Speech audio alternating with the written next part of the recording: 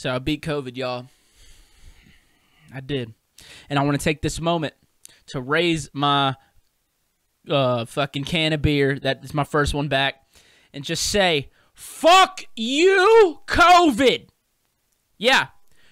Talking to you, you fat, crusty, invisible ass bitch. You thought you was gonna get me. Motherfucker, you wish you would've. You gonna try. You gotta try harder than that. Are you gonna try to get me? Step in the ring with Boo? Hell nah, bro. Hell nah. Took my sense of smell. Can't take my sense of fucking integrity, goddammit.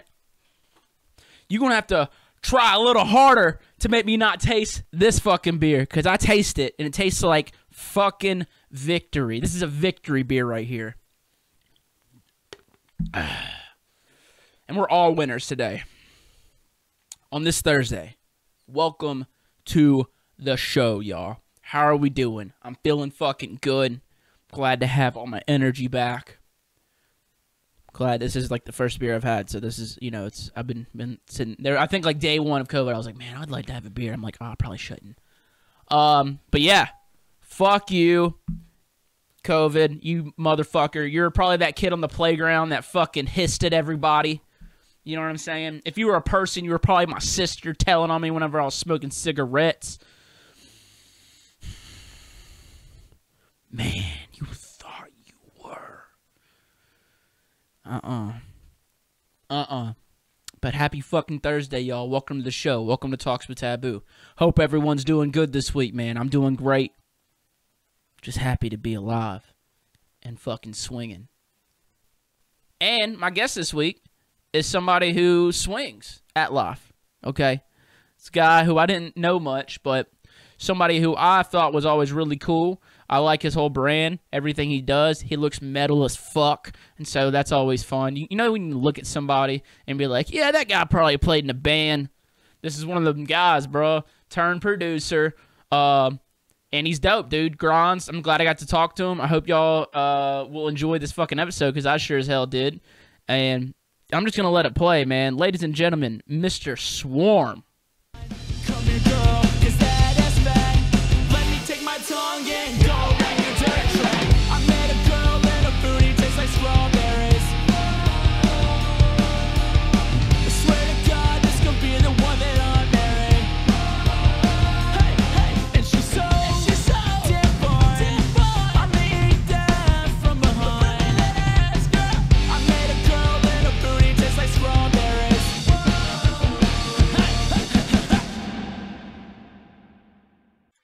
We are good to go, my dude. Brandon. Sick. The name is Mitch, Yo. dude. It's nice to re-meet you. You know what I'm saying? Brandon. Very nice to meet you, man. This is gonna be fun. Yeah, man. I think, you know, whenever you and I met, it was in a venue that was loud. So the odds of us, you know, either one of us remembering a lot of that conversation, pretty slim, dude. Yeah. But I do Plus, remember. yeah, I do that was my remember first your show out of set. town. Yeah. Yeah. Wait, that was your first one out of town? Yeah. That was. I would only been an artist for around a year at that point. I think that was in 2018, right? It was you and Sullivan King, right? Oh, so that was 2019. Yeah. Okay, never mind. Okay, right on. That was the following year. God, I love that place though, man. That place is so cool. It's a damn good time, dude. I just remember your set was. I fucked with your set so heavily because you were like throwing in like Bad Omens. Pretty sure I heard like Under Oath, and I was like, okay, this guy fucking gets it, dude. Yeah, man. I do what I love. I play what I love, and nothing but. Hell So I'm yeah. glad that you identify with it, because that's the stuff I grew up on. That's the stuff I love. Yeah, what did you play? I mean, I know a fucking band guy when I see him, all right? You obviously... I play guitar. Oh, dude, I was going to say you look like a bass player, all right? I was going to say you look Close. like... Yeah, I mean, I do that now for my music, but you're pretty much right. Yeah, dude, I was like... That was something I had to... I was playing a game with myself, like, what did he play? Because I know a Metalhead, you know what I'm saying? There's something about... Especially whenever you see a DJ playing, like, that style of music out, you just know. You know what I'm saying? You're like, yeah, he played in a band. Well, and it's apparent when they're just, you know, if they're not doing it for that reason too, you know. Mm-hmm. What I mean, you know, if they're obviously not that into it, but they're playing it because they think, you know, other people want to hear it, it's pretty obvious who naturally, who's been a part of it before, or who used to be, huge, like fucking geek about it, like I was, and still am, completely still am. Yeah. But I'm glad that you noticed that. What is it about metalheads and, dark or just aggressive dubstep, dude? Like, what is it that draws all them in? Because you think about it, right? It's like metal shows, like back in the day. I mean, I guess, yeah, technically back in the day, because they ain't happening right now. But metal shows, even like just local shows, I remember going to them, playing them. It was just like a whole lot of dudes, and like the only chicks that were there were the bandmates' girlfriends. And then you go to like dubstep, and it's like the chicks are into the dubstep. It's like, what is it about metal? I mean, not metal, like electronic music that brings us metalheads over, and also the women, man. I've noticed that it was like, sometimes I'll see women in a mosh pit, like at a metal show, and I'm like, see, that's fucking awesome. I wish I would have saw that shit at metal shows, because they'll go harder than the dudes, like a lot of times. Yeah, man. It was definitely the whole dynamic was. I mean, at the same time, it was really different, but it was also pretty shockingly and disturbingly similar at the same time. But I know you're definitely right. I remember, at the really, really heavy shows, like the heavy metal, the I don't even know what it was called back then. Deathcore wasn't even a thing back when I was when I was going to metal shows all the time and stuff. But there was more girls usually at the emo side of metal, like the lighter with the, the old Devil Wears Prada kind of, that kind of stuff. But yeah, no, it was definitely mostly really, really tough, rough dudes.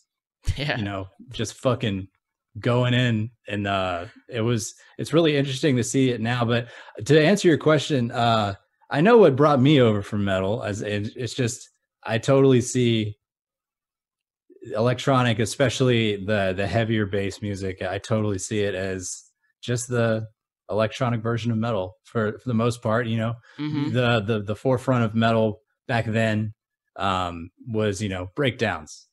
I love breakdowns, and they're still fucking dope as shit now. I put them in my own music, I love them, and I always will. But now the drop, that's what everybody is waiting for in, dubstep and EDM. And it's the same thing, it's just a breakdown, but it's using different instruments and shit. And that's what drew me in. I think the first electronic show I ever went to was in 2015, Excision at House of Blues Orlando. Yeah. But the first thing that really got me into electronic, of course, as everybody, is Scary Monsters and Nice Sprites. Yeah, that was it for everybody. I swear, man. Because that was the dude that he got it. Like you heard it in his music. Like he used to be from first to last. There were on the heavier side. Well, not usually. I guess the heavy-ish side of like.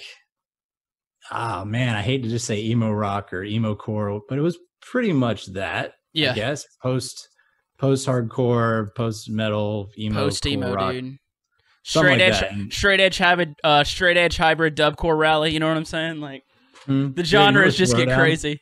Yeah, dude. Yeah, dude. Straight edge for life, people. Dude, I mean, that was like a thing back home. It was like all these it was like the straight edge dudes were like the hardest dudes. Like those were the dudes that you didn't fuck with. Were all the straight edge guys. They were fucking mean. Yeah, well, they're mean looking. Some of them were, teddy bears, of course, but they were definitely rough, and they scared the shit out of me. That's for sure. Yeah, dude, it's like you should do heroin, then you'd be even scarier. Oh yeah, totally. No, man, it's cool, dude. I remember going like a lot of. There were some weird venues for these hardcore shows, man. From what Absolutely. I remember. I remember there used to be this shed back home in Mississippi, and I think it was called like the Lair or something like that. And that's where they'd Sounds have. About right. Yeah, that's where they'd have the there metal was one shows. Here called the Pit. The Pit, was it just a fucking shed? The shittiest. It was a gas station, like convenience store kind of style building, that was it was in a strip mall that was renovated. I mean, it was just a piece of shit place, but all the biggest bands would come there. I think it was like a 200 cap venue, but all the biggest bands would go there. And because one, they knew they would sell it out, and two, you know, if you're going there for the music, like straight up for the music and no other reason, because nobody wants to be that venue. You know what I mean? Yeah. That's not something you're going out on a Friday night, dude. That's more of like a Tuesday night fucking throwdown. Yeah. Monday night, Tuesday night. Yeah, dude, man. Those type of venues wouldn't fly, I don't think, with like a lot of people in dubstep or just electronic music, man, because it's just such a high, there's such a high, what's the word? Fucking quality line. There's a word for it. Standard. Goddamn. Standard. Yeah. No, there's definitely I mean, you can still get away with, some things. I think you could probably do in a grungy ass bar still. Yeah. But for the most part, it's definitely crazy how electronic music is just, and bass music and electronic music period, like the production quality is just growing exponentially every fucking day, and it's just like, what the fuck, dude, this is crazy. Like, you name it, any festival, any like decently well-known festival, like the amount of money and time and production that goes into it is just like, oh my god, like this, you don't really get that with metal, or no. You just don't really get it. In rock you can, when you get to the upper echelons of rock, but like I'm on Ubby next month and SMF after that, and both of those have, those aren't like, they aren't like the absolute top echelon of music festivals as far as production go, but they're like, everybody loves them and the production is insane. Yeah. And I'm getting to play that, and that'll be the first time that I've played a festival, and it's just like, wow, like I'm gonna have this stuff that I've sat in the crowd for years and watched, as a fan. And so it's really cool, but it's also crazy. It's just like, damn, it's a whole different ballgame. That goes to show everybody who's listening and watching, if you want to do something, you can fucking do it. You know what I'm saying? Oh, if I can do it, anybody can do it. I promise you. I say the same thing, man. I'm on those same festivals, dude. We should get together and have a beer. We should. Yeah. I'm totally down. Be a good time, dude. What's your beer of choice? Pat's Blue Ribbon. Cool, man. That's great. I also am a man of refined taste. I like Mick Ultra. Hell yeah, dude. Yeah. So obviously, we're both have great taste in beer. Yeah, that's what my mom drinks. I'm not saying it's a woman's beer. I'm just saying, anybody can drink it. Oh, that's cool, man. Yeah, I'm totally cool with it. I in our fridge, me and my girlfriend have non-alcoholic beer. Also, yeah. Really? I ain't never had a non-alcoholic beer. Dude, they have they make Heineken makes the only thing that's missing from it is just that little bit of like, the burn that you get from, the alcohol burn. But even like we have alcohol-free tequila too. And it has, I swear to God, dude, you got to take care of yourself, man. I stopped drinking. Like, I didn't completely stop. Like, I'm not like, I'm never drinking again. It's just like when, during all the downtime we had, I just like, man, I got to, make sure that I'm in tip-top shape when everything comes back. So, the fact of the matter is, the older you get, the harder it is to wake up in the morning after you've drank. Yeah, I'll agree to that, dude. Like, dude, I found my first gray hair on my head today. I was like, what the actual fuck is this? I counted them the other day. I think I have 6 or 7 now. I'm not. Dude, you can't see him in this. I feel like I can see him a little bit, dude. I feel like I can see him. Or it might just be the sun. How old are you? It's probably just the sun, huh? How old are you? 30. I'll be 32 next month. See, dude, I'm 25, bro, and I found the hair. I'm like losing I still feel like a child. You know what I'm saying? Hey, it's prepare yourself, my son. It's happening. It's coming at you full force. It's the freight train of oldness is coming for you. But dude, go for it. Doesn't have to be, if you're going to get hit by the train of oldness, it doesn't have to be the end of your life. It's just, you just got to roll with it. And, instead of standing still on the train tracks, you got to start, sprinting away from the train. So when it hits you, it doesn't, it doesn't just run you over, it pushes you forward. You know what I'm saying? Hell yeah. So you're saying I should just, you're saying I should just go full granddaddy, fucking diet gray and just rock that look. I feel like you could rock that look pretty well if you did some shit, like looking like Rogue. I'm waiting. I want the grays to take over and dominate. I'm not resisting the grays. I'm welcoming the grays into my life, but I used to when I was like 23, 25-ish, I did the gray thing, and it just, I couldn't keep up with it because, you know, you have to do the blue conditioner and the blue blah, blah, blah. And I'm just like, man, I don't have time for this shit. I can't do this. But I did it for, you know, for a day or two at a time. I would have gray hair and it was dope. Hell yeah. I can't devote that much time to keeping it up. Dude, think about how people have dreads, dude. Like, that seems like a lot of fucking work. I don't understand it. It's cool. It can look amazing, but it's just, damn, that just blows my fucking mind. It's just like the dedication you have to that is crazy. My brother tried doing it one time. And not only is it a lot of work, you might not look good with them. You know what I'm saying? My brother looked whack as hell with those dreads, dude. This shit was whack as hell, bro. That's amazing. Dude, so what type of mosh pits you like more, man? You like the EDM mosh pits or you like the hardcore mosh pits, dude? Because I've got my fucking ass laid out in both, okay? But I know I found some damn sparring gear, you know, like this sparring rubber helmets and shit. I found that at a show one time, and I put them. It was at a metal show. It was at that place, The Lair, and I put that on my head, which was a fucking mistake because they're like, "Oh, he's protected. We can just go for the head now." Everybody go in. Yeah, I'm talking about. I got kicked. Oh, dude, I was getting fucked up, bro. What type of pits do you like more, man? I don't fuck with either. With myself, I don't go in to any of them because I know with my luck, I will die. And I don't want to die yet. You know, not anymore. I don't want to die yet anymore. So, but no, you know, the one thing that has not to kind of answer your question and then also add is one thing that has not slid over from metal and that stuff is like you remember the crazy hardcore dancing? Oh, the two steps and the fucking, that kind of shit. That stuff. Like, basically, if there's people, unless I'm on stage, I'm going to be as far away from people as I can in the back or the back corner watching and enjoying because I don't want to have to, like, I'm watching these people perform. I don't want to have to, like, look out and just suddenly an elbow is connecting with my fucking face. Like, I don't want to have to do that. I just want to enjoy the show. I love music. But I totally get mosh pits. And, you know, I think when I was younger, I definitely had been in a few mosh pits, but I think I got elbowed in the face one time and that was it. But yeah, I would rather enjoy the show by watching it, but I do like watching the mosh pits and I do like watching all of it regardless of genre. So I can't tell you which one I like more. Metal is definitely a lot more injury prone, maybe. I think, because, but you know, again, like I went the last metal show I went to. I remember the last metal show I went to. It's been a few years, but I remember seeing like people consciously saying, "Pick him up, like make sure he doesn't get hurt." I'm just like, damn, that's crazy. I can't believe that. That's awesome. People working together, not trying to kill each other. It's amazing. Yeah, I have seen times where, like, at metal shows, people are, you know, straight up throwing their hand, like their fist, and then they'll hit someone in the head and be like, "Oh, dude, my bad, didn't mean to hit you." It's like, yeah, what the hell were you doing, dude? And they're just on the floor bleeding and screaming, and they're like, "Oh, my bad, bro."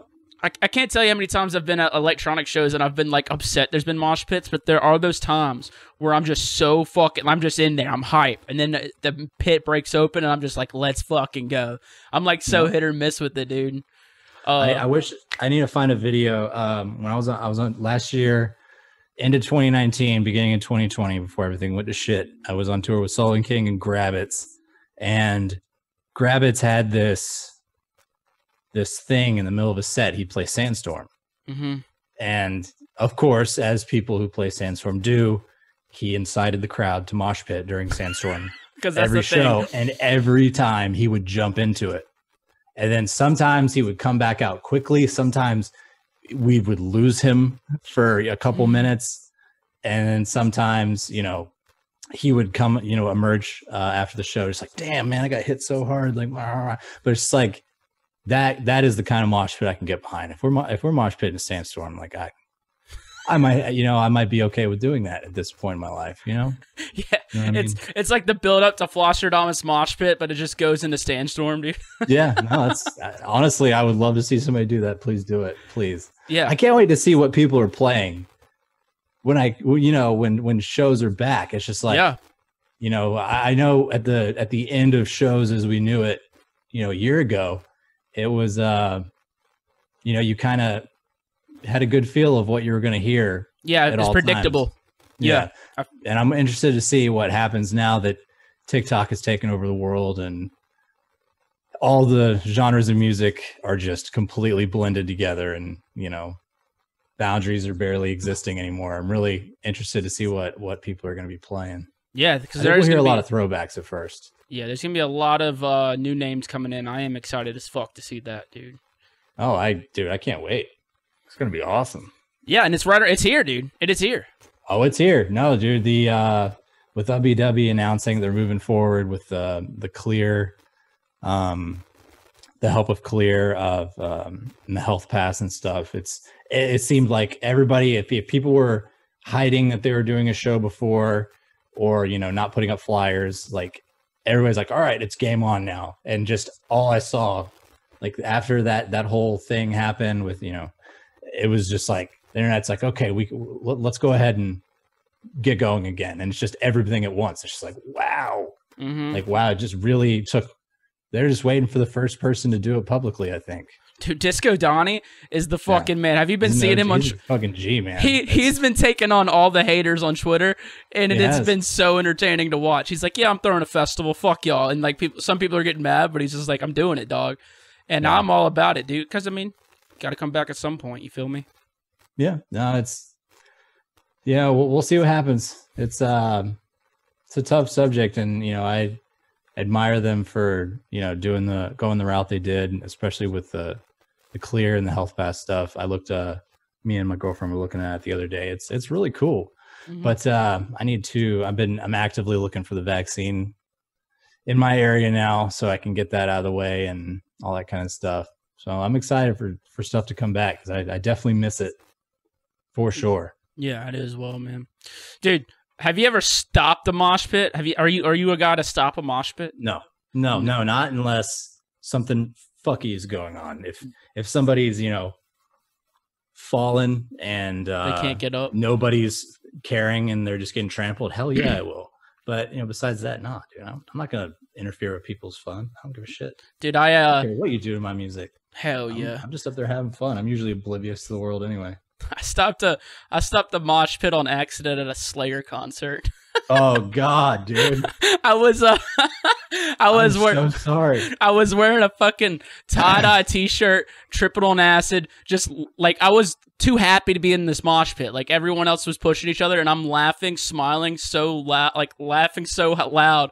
People are just stop moshing. Like, what the fuck is wrong with this guy? Then I realized, I'm like, damn, bro, I just killed the vibe. I'm too happy in the Slayer pit right now, dude. That's. Well, one, I'm sorry, that sounds really awkward.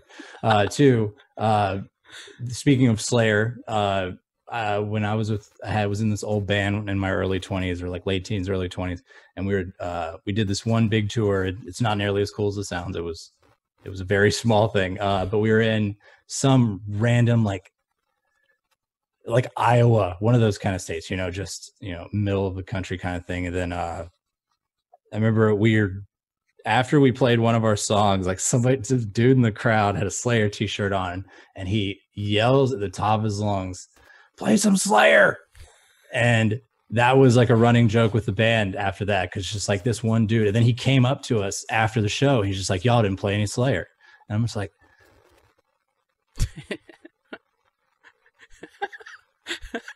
"What?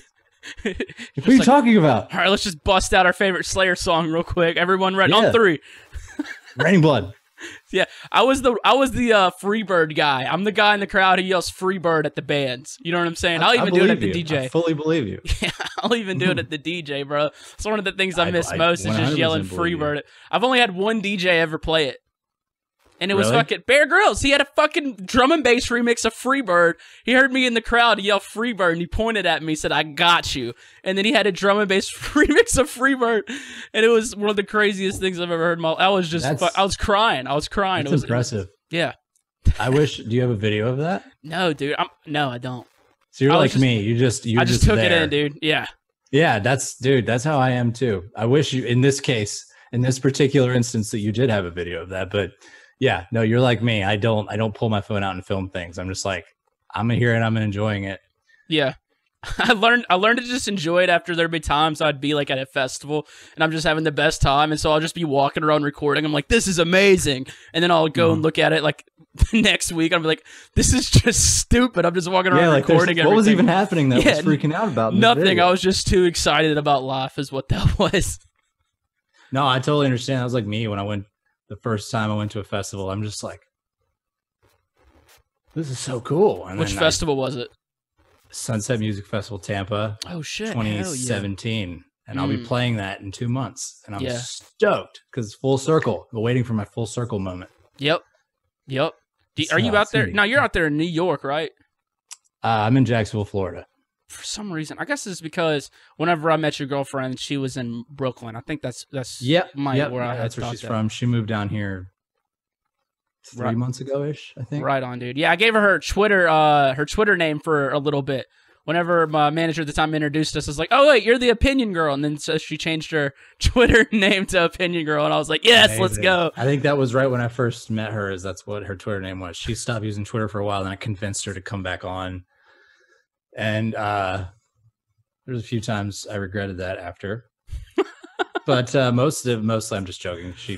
But yeah, I remember, I think it was Opinion Girl when I first met her. Yeah. Dude, yeah. Y'all are awesome on the internet, dude. Y'all might be the most goth couple in EDM. Cool. Yeah, now if you want to award me that title. I'm cool with it. You have been knighted. You know what I mean? That's cool. I have this Harry Potter wand on my desk here. Yeah, I did it on your behalf. Sorcery? Yeah, you practicing sorcery in that bitch? No, I just knighted myself on your behalf. Nice. You're welcome. Oh, dude, thank you, dude. It's an honor. I mean, really, I've never knighted anybody on the show. Thank you. You've never knighted anybody when they knighted themselves through the show. That's honestly really impressive that we were able to do that just now. I felt your thoughts. I felt that I should knight myself with this Harry Potter wand. I don't know which character it is from Harry Potter, but you look like a Snape. You know what I'm saying? Like, that's probably a Snape wand. I'm gonna go ahead and just say we're gonna go with Snape. Yep. We'll see. I honestly do that guy's, rest in peace. That guy's voice was amazing. He was the greatest. Those low, insanely low, gravelly voices. Those are just the best. They're aggressive, dude. They're aggressive, dude. But dude, so other than, I just wanted to talk a little bit about the hardcore scene. But other than that shit, man, what you been up to lately, man? How's COVID treating you? How's the quarantines, the end half of it treating you? Man, it has been the quickest year of my life. I've never experienced a year that has flown by so quick. I don't really do much. I don't have like a ton of friends. I just sit and work on stuff for Swarm, and I always have, unless I'm on a plane to play a show, or I'm going grocery shopping, or I'm out running or exercising. That's about all the other things I do. So for the most part, besides the fact that, I went from being on tour to just being completely at home 24/7, besides that, it was pretty much business as usual. I got a chance to really work on my skills and make new ones. And I tried to improve myself as Swarm so much, and honestly, I just learned a fuckload, and I made my favorite music I've ever made, and didn't keep it. I released it because I'm not going to just hold on to stuff because there's no shows. I want my music to I want you to be able to listen to it outside of EDM, so it was a no-brainer for me. Like, when I made something I really loved, it's just like, all right, let's plan the release. And I do my favorite things to do are independent releases, so there's no waiting on labels or all that kind of good stuff. So it was fun. I learned a lot about what I wanted to do, and I'm very confident in the direction I'm going now. And I don't know if that would have happened if we didn't have so much downtime for a while. Yeah, because everybody was kind of forced to take a good look at themselves for a long time, for better or for worse. Yeah. So I just tried to make it for better. Yeah, that's what's up, man. I like what you said. You're not holding on to it. You're just letting it out, man, because I feel like a lot of artists, myself included, I release at least a song a month, and I took like a month and a half off, which was like the longest I took to release a song since like 2018 or 2017 or something like that. Yeah. And yeah, I feel like a lot of artists are really just holding on to their best work. And I feel like there's pros and cons to it both, because it's like if you release it during all this, you're staying relevant, you're staying on top. I can't tell you how many artists I know that have straight up just fallen off because they were like, no, I'm not releasing music right now and stuff like that. And so it's been pretty crazy to watch. Yeah, man. It's like I feel like a lot of those headlining artists, like not gonna say a lot, but some of them aren't going to be on that slot anymore just because they took a little bit of time to not release shit during all this time. And it's honestly been crazy. People supporting DJs when there hasn't been a place to DJ. You know what I'm saying? Yeah. No, in my own personal opinion, I think that's where the the difference between being an artist and being a DJ comes into play. Mm-hmm. If you're a DJ, you could be the coolest DJ in the world. For me, I'm an adequate DJ. I love my artistry, but the DJing is just the medium. So it's, that's why since day one, I've wanted it to, my music to live outside of EDM. I want you to be able to listen to it driving to work or at night, just chilling or whatever, I want it to be music and not like this would go off live kind of music. You know what I mean? Yeah. And and I have no problem with somebody who wants to be just a DJ or primarily a DJ. That's cool, man. There's so many people that would smoke the living fuck out of me as a DJ because, that's not my focus. Mm-hmm. And I think that this whole past year has been where that has come into play, and people have there's definitely people that have as onlookers seen like, shit, this guy, he went from, all he posted was live show footage for years, and that was his bread and butter. That's cool, whatever. But now you have to like go back, find the stuff you haven't posted yet, or repost old content and stuff, which is, again, it's fine. But I think a lot of people had their eyes open to like, a lot of artists kind of just had to take a step back or even, stopped doing anything at all because they're just like, I don't know what the fuck to do, Yeah. And it's been crazy, and that's, again, another reason why I'm thankful that I have this crazy creative brain, because I do my own stuff, usually always have and always will, unless it's like a giant project, like a music video that takes place in, with multiple cameras and stuff like that. I can't do myself. It's just impossible. But like the content, the stupid videos, the music, the promo videos, all the art, like for the most part, I do all that myself. And that's why that's where I was really proud of myself for starting that years ago, because like now this is crunch time for everyone. Yep. It's just like, are you going to stay are you going to stay in people's faces, or are you going to take a sideline for a while, and who knows what will happen down the road. So yeah, it's just been crazy to watch, and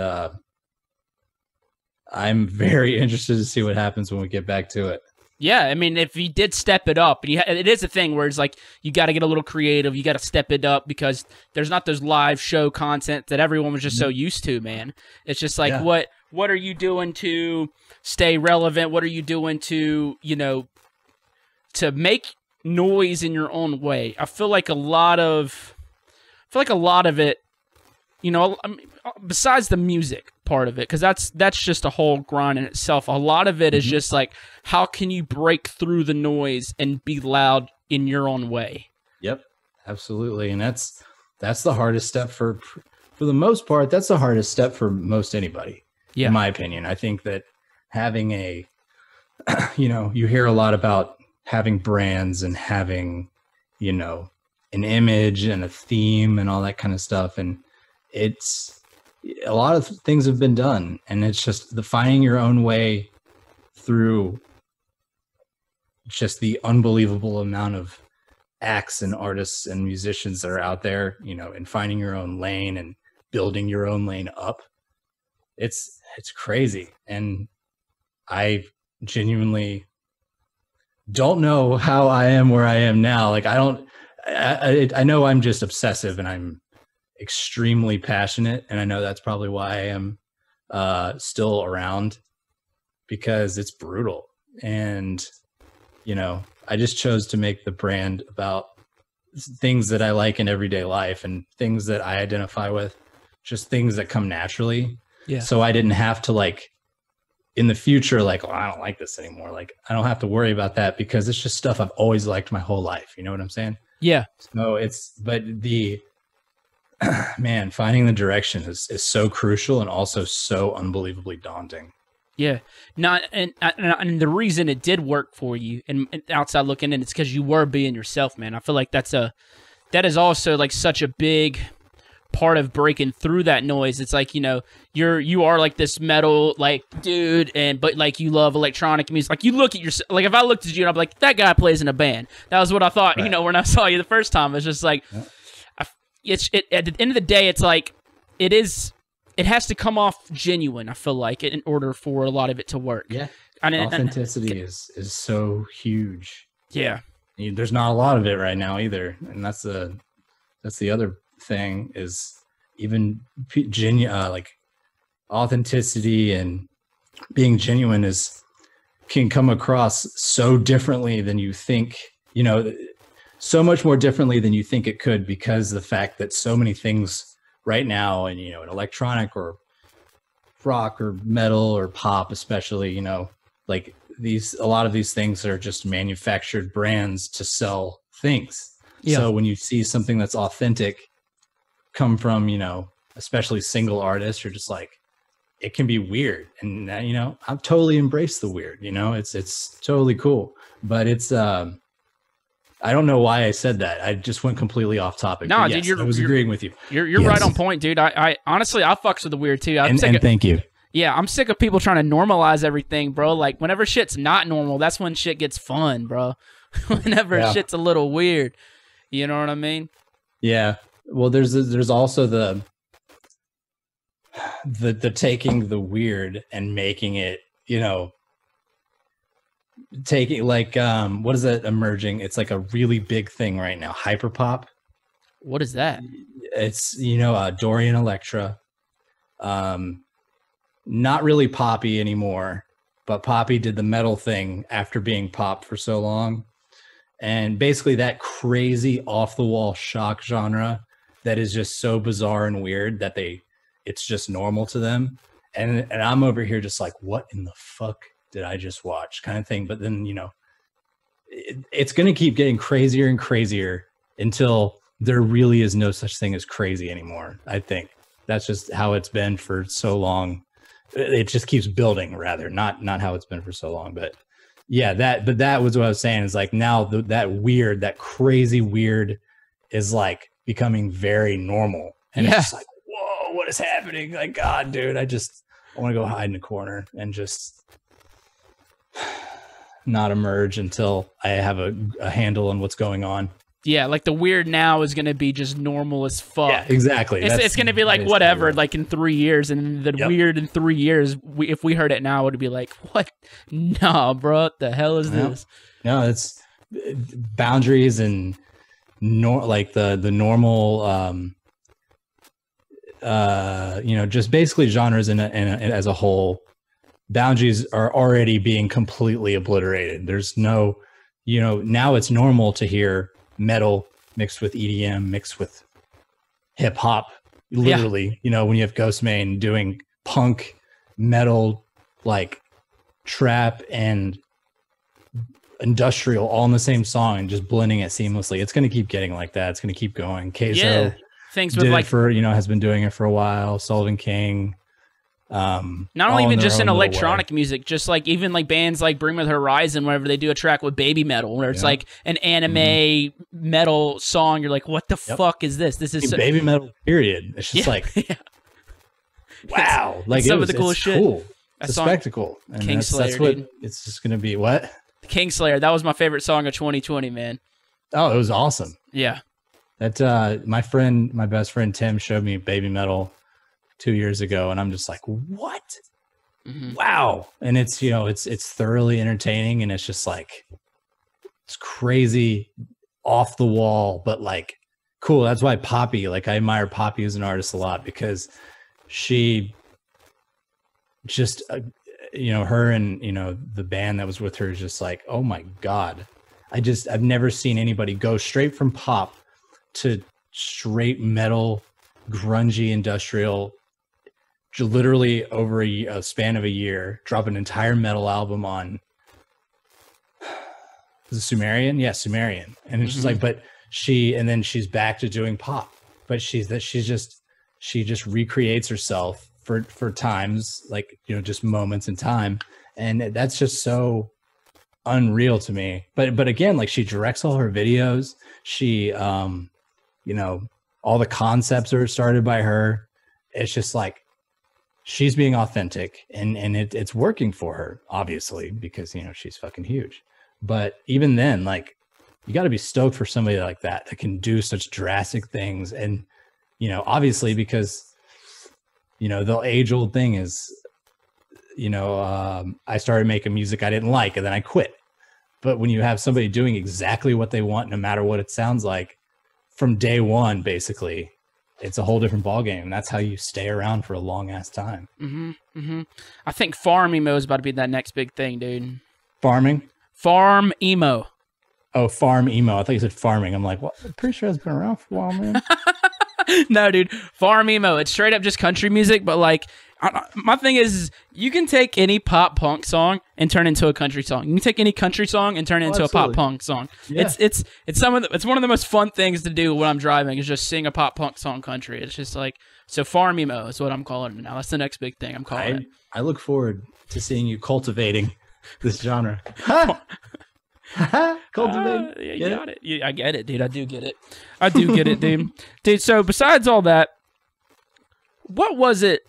So for me, I had like this epiphany one day. Like, I was always doing music, and it was like, I'm always going to do music, but I'm going to do this other thing. But then it was like one day I had an epiphany where I was like, no, this is fucking it. Like, do or die. I'm going to put all my cards on the table, all my chips. Like, I'm going to sink or swim type of vibe. Did you have a day like that? And what was that day like? And when was that? And what was the thing that just made it all click for you? I know that's like a long part question, but I just love hearing this from other artists, because everyone has that moment, I feel like. Absolutely. Well, mine is easy to answer all those aspects of that question because it was all related to one event. It's when I first started, I started making music. I downloaded Ableton. I bought like a MIDI controller and got Ableton Live Lite on it in 2017. So mid 2017. I just got obsessed right from the start. And I'm just like, you don't really think about long term at that point. You can fantasize. You can think, wow, this would be cool if people actually listen to my music. But you don't really, it's not really reality then. It's just kind of a fantasy. But like, that's, what can fuel you to get there. But I was obsessed. And all I did after I got home from work, I would go home and just figure it out. I don't like watching tutorials.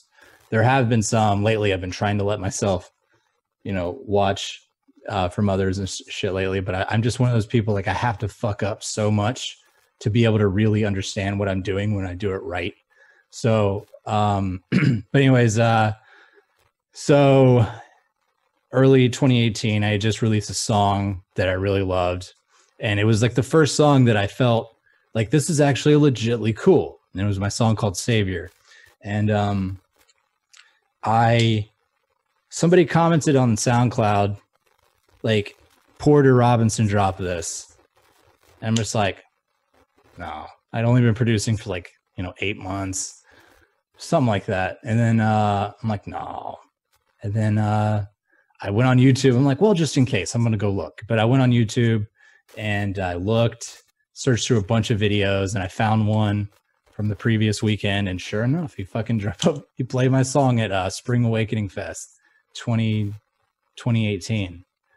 And I was just like, what the fuck? And it was real at that point. I had chills and like that thing when you get so overwhelmed with happiness that you just start crying. Well, that's what happened. And then, that was the moment, 100%, that I'm like, oh shit, I can do this. Yeah. And it's been full speed ahead as far as my brain goes and my drive ever since then. And I haven't met him in person yet. But I dream about doing that to say thanks for giving me that drive one day. But that was the moment that encompassed everything you were saying, is like when you know, I still had no idea what I was doing. I knew that I wanted to combine the art I used to do with music, like, you know, musical representations of, you know, the art that I did.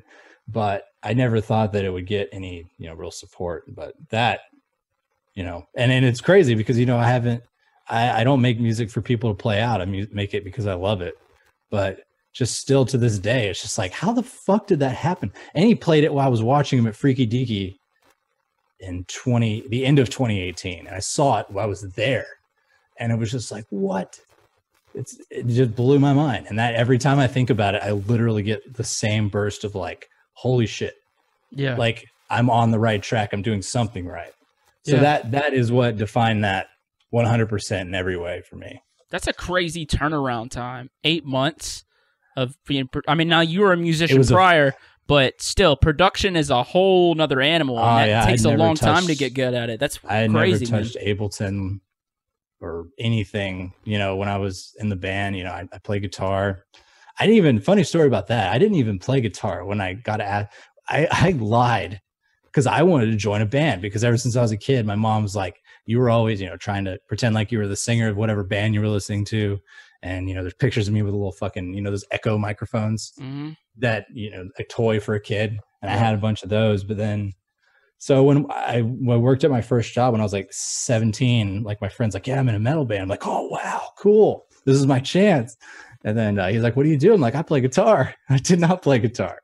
And I had never touched a guitar. And then he goes, oh, cool. We're actually looking for another guitar player. Like, you want to come by and try out? I'm just like, yeah, I'm out of town for the next week, but, you know, I'll come, you know, give me like 2 weeks and I'll be there. And I wasn't out of town. I just had never touched the guitar. So I went, I had some money saved up. I went and bought a guitar and just crash course my way of doing chugs and just like, okay, how do you do this? Okay, I get it. So I just completely speed run the basics, and I went there, and somehow I had taught myself enough to pull off that they didn't know that I had just bought this guitar. And I told them later, which was amazing, obviously, because but yeah, I don't know why I said that. I don't have no idea. That's an awesome ass story, dude. That's no, like, crazy. I just, when I get obsessed with something, it's 100% or nothing. And that's why I'm here, because I just get so obsessive and so passionate that, you know, it's the only thing I want to do. And that drive hasn't gone away. It's only built. Yep. You know, so. Yeah. It's good to be hungry. You know what I'm saying? It's good to be hungry. Oh, yeah. I am quite hungry, literally and metaphorically. Oh, right. I'm always hungry, dude. All I like to do is eat food. Hell yeah. I love it. I like to drink beer, and I can't do that all the time. But dude, I actually had something kind of similar. See, I grew up a drummer. I've been a drummer my whole life. Oh, dope. And there is a band, a friend band that I knew, and they had like a 4-day run, and their bass player couldn't make it. I told them I could play bass, and I played a little guitar, and I never in my life touched a bass guitar. And I just literally for the whole week, I just fucking sat on that bass guitar and learned their songs before I even got to practice. That way, whenever I got to the practice right before the little run, I was ready to rock. Yep. No idea. I had to borrow my buddy's bass guitar, and it only had 3 strings. It was missing the bottom string. Luckily, with metal, you're not really hitting that bottom string, dude. Oh, no. You don't touch it. Yeah. Unless you're in like Meshuggah or some crazy gent band or something like that. Yeah, you don't touch that fucking bottom string at all. The gent. You seen that video? Yeah. The gent. Who did that video? Fuck, some like it Jeremy, or was it Jared Dines? I can't even tell you, dude. It's an old people. I've seen. I've perused the library of gent YouTube quite a few times. You've probably seen it. That's for sure. I can't believe it sounds familiar. I cannot believe that is something that is so like. It's for lack of better words, I can't believe that's like a YouTube trend, like that kind of music to just be, because dude, like it's just crazy to see the things I listened to when I was younger, like get popular. And it's just like, whoa. I mean, I love it. I'm all for it. Don't get me wrong. Cause like, you know, but it's just wild to see some of these things come back. Everything always comes back. We always reach back 20 years previously or 10 years back to, you know, for the next thing, I guess. But it's just awesome. I mean, I love it. I love that metal is making a fucking huge comeback. Speaking of things that could come back that you used to like, dude, imagine how dope like a Warped Tour, like, but like electronic Warped Tour would be, where it's just like all genres on like one just giant, like they find these parking lots instead of daytime, it's just nighttime parties. Like that would be fucking crazy, and the backline would be so much easier. The backline would be so much easier. Absolutely. And that was the nightmare of being in a band, is you had all your gear and all the backline stuff, and it was just like, fuck. And then you have to load the trailer, and it's just like, fuck. And now, you know, whoop, get my headphones, and it's just like, God, that is so amazing. It's unbelievable that it's so streamlined. But yes, I think you're going to see a regular Warped Tour of some sort back very soon. 100%. Yeah. There's been a lot of fake lineups that have been dropping lately of like Warped Tour's return, and like I've been seeing some of the lineups and like I freak out, then I go and look online and it's fake. There is like one that is real though. That is basically Warped Tour on steroids. That is the craziest lineup you'll ever see in your life. That is real. It had like My Chemical Romance and like From First to Last. It like had like not quite those. My Chemical Romance might have been on it. That would be dude, I had tickets to see My Chemical Romance in Houston for their tour before it got canceled because of COVID, dude. I was straight up gonna fly to Houston by myself just to go see My Chemical Romance. Yeah, that's why I wasn't ever a huge fan of that kind of like the lighter side of it, or not the lighter side, but like the more. Basically, I wanted to like beat my face in and like I wanted to punch shit. That's what I liked. But I did see them in Jacksonville here a couple times. Them, The Used. It was a crazy lineup then. This was like in 2005. Under Oath, The Used, My Chemical Romance. Holy fuck. Day to Remember. One lineup. On one lineup. Yeah, it was called Taste of Chaos. That's insane. And it was the craziest. And there was one more, just unbelievably. I'm gonna look this up too. That's fucking crazy, dude. It was fucking awesome. Oh, Killswitch Engage. What the fuck? I know, dude. How many singers have they been through? Well, they're back with the other guy now. Howard, the one with the really bellowy voice. That guy. Yeah. Good. That guy. Good, dude. But yeah, that was cool. But they're gonna do stuff like that. I guarantee it. There's already this one in particular. I asked Lauren what it was. Dude, I would love Fest. Furnace Fest. Okay, I'll have to check that out. It is the craziest lineup.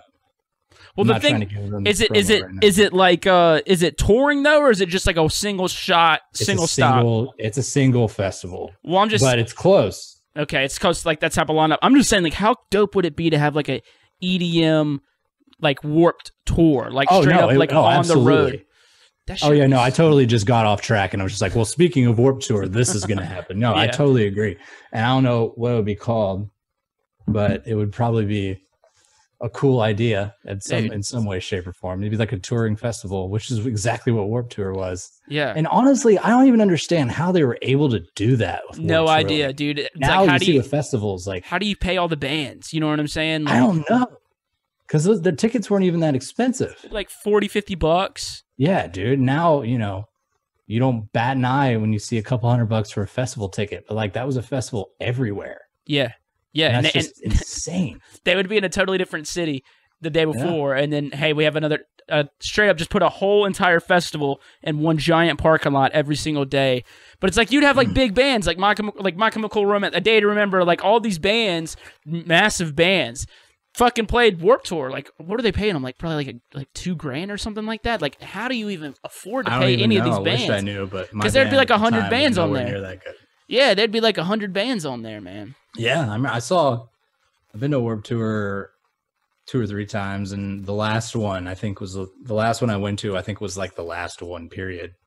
But they had huge bands. Even back then, they were huge, and now they're even bigger, which is just crazy. I love it when I see people that have been around when I was, heavily into metal, because that's all there really was that I liked, still around and fucking killing it. Like, I'm glad Under Oath is still here. They're fucking awesome. That one, Slipknot, of course. That was the kind of shit I like Slipknot, all that kind of Corn. Yeah. You know, oh yeah, love dude. it. I remember I used to get in trouble from my neighbors because we'd be playing Corn, and it was like the uncensored version, and so she'd come around the fence and tell us to turn it down. And they're like, "Is this censored?" I'm like, "Yeah. They're not saying the cuss words." Yeah, and then she'd come and yell at us, and I'd tell her to fuck off, and like then I'd start running. Being rebellious as fuck. Her name was Miss Tammy, dude. She was a bitch, bro. Sounds like it. Yeah.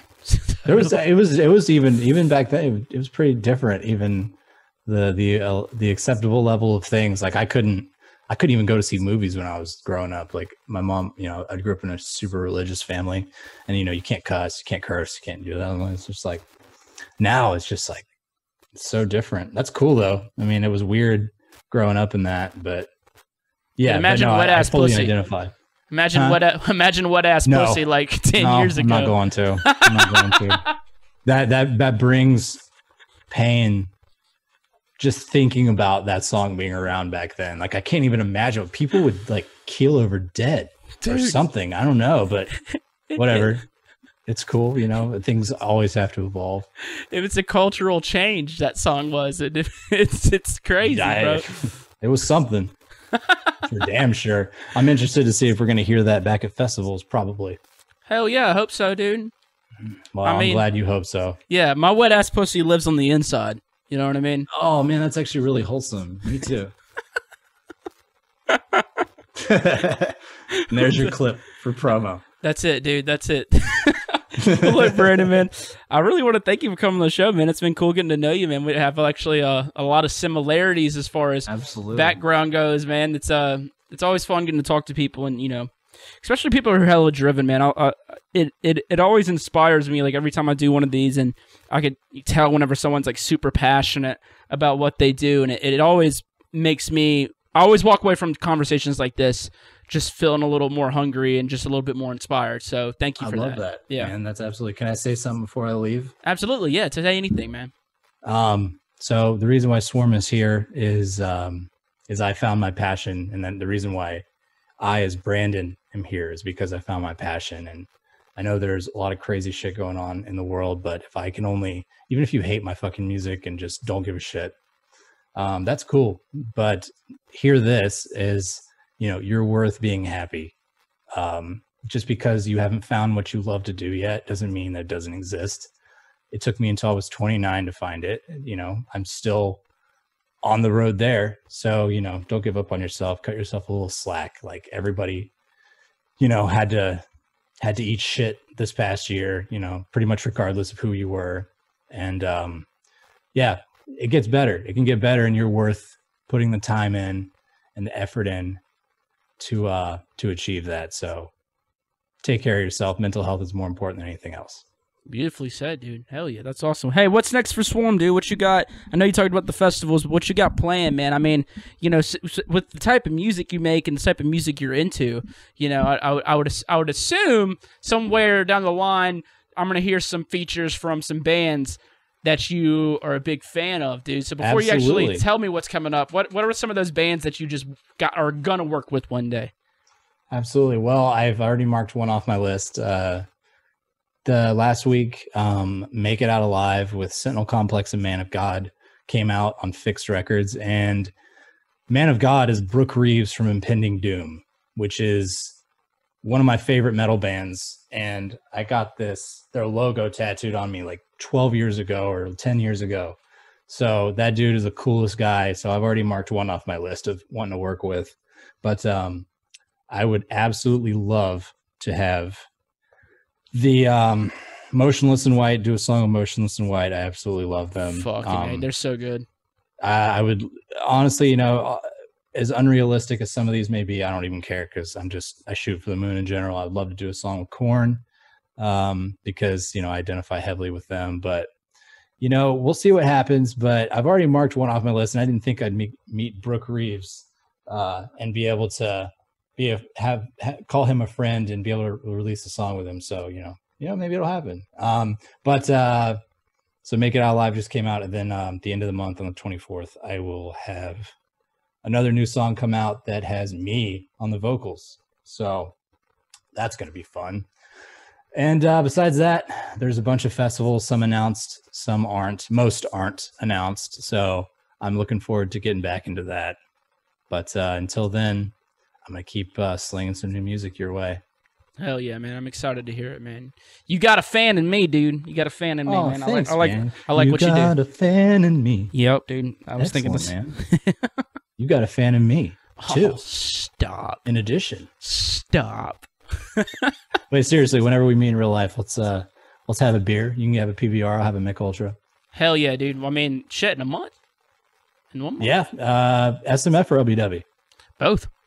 What? Okay, Yeah. Perfect. Deal. Rock and roll, baby. I'll see you there, dude. Brandon, thank you once again, man. It's been awesome getting to talk to you. Thank you for having me, man. All right, brother. Well, we'll talk to you later. All right, man. Take it easy. Now it's Mr. Swarm, everybody. He's the man, dude. What a cool-ass guy. I can definitely tell he's fucking motivated, loves what he's doing, and he's just happy to be here. Just like I am, man. And I'm rooting for him, dude. I love talking to people like that just kind of get me, more hyped, more hungry, more motivated. It's like that shit rubs off on me, dude. Meeting people that are just fucking out there trying to do the damn thing. That's what I'm fucking into. But I hope y'all enjoyed that, dude. And I hope y'all have a good week out there. Man, shows are coming back. Seeing festivals saying, hey, it's happening. We're doing it. And I'm like, fuck yeah, we are doing it. We're all about to be out there fucking. Everyone's about to fuck. Yeah, fuck the world in the best way possible, y'all. Let's do it together. Anyway, y'all be good. I love y'all. Have a good weekend, and I'll see y'all next week for another episode of Talks with Taboo. I appreciate y'all. Peace!